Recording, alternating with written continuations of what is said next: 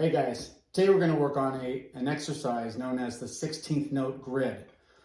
If you haven't heard of that exercise before, it's basically a hand-to-hand exercise of single strokes, and you accent the first note of the beat and then you move that accent down the grid of 16th notes, subdivisions, and move that down. So I'm going to demonstrate that today, show you what to do, and give you some good pointers on how to approach this exercise so that you can just crush it later with speed, accuracy, timing, and all that good stuff. So here we go, 16th note grid, and I'm going to have it up here, and you'll be able to download the PDF for it. So first, let's just talk about the pattern for this. It's single strokes. You can lead with your right hand, you can lead with your left, either way. On this one, I'm going to lead with my right.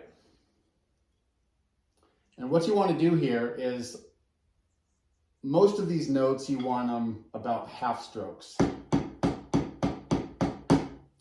Your accent note is going to be up here, more of a full stroke. So right now I'm going to do the first 4 notes in this grid pattern. The first one's going to be my accent note. The following 3 notes will be the half strokes. And that's counted 1 E and a. 1 E and a. So I'm going to do that 4 times before I shift the accent to the E. So I'll do the first 4 counts here.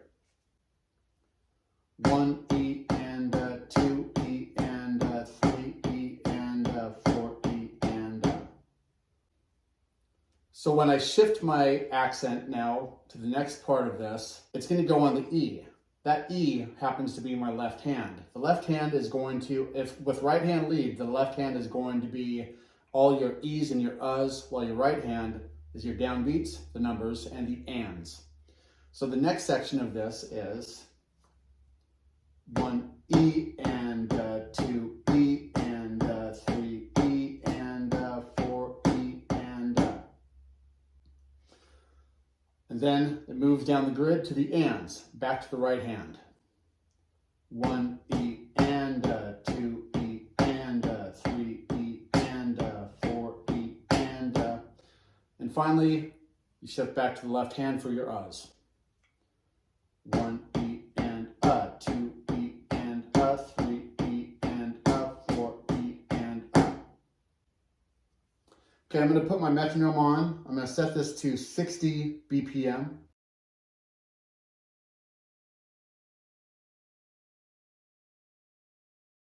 Okay, here we go. 1, 2, ready, go. 1, 2, and 3, and 4,